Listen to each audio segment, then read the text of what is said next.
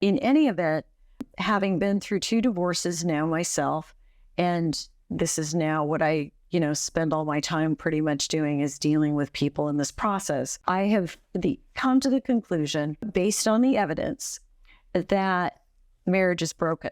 We don't have a divorce problem. We have a marriage problem. So if you look at the history of marriage, marriage was created many, many, many years ago, hundreds of years ago, by men. And the purpose of marriage was to preserve wealth and or align families. And so marriage was not for the purpose of love, of protecting love, or love had nothing to do with it. So about 100 years ago, we began getting married when we fell in love. But I believe part of the problem with this is that when you take a structure that's been created for a singular purpose and you lay it on to a different set of facts, you're going to have problems. And this is demonstrated by the statistics. So over half of first marriages fail. It was 50%. After COVID, it's higher.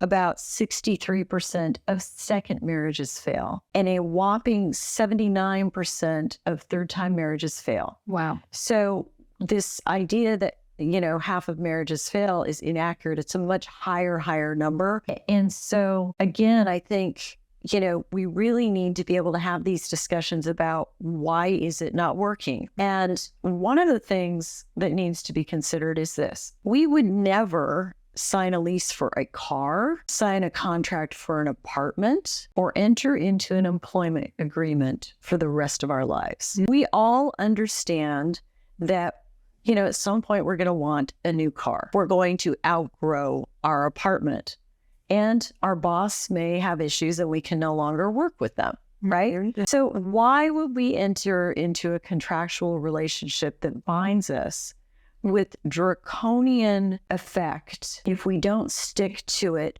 for the rest of our life with an infallible human who, when we got married, we married our husbands, and, what you're attracted to when you're younger and when you first fall in love, those qualities, someone who's handsome and strong and all those things that, make our heart go pitter-patter, are not necessarily the best qualities for a father to have or a provider. The qualities you need in the father of your children are quite different from the qualities that probably attracted you to them when you met them back in your 20s or your 30s.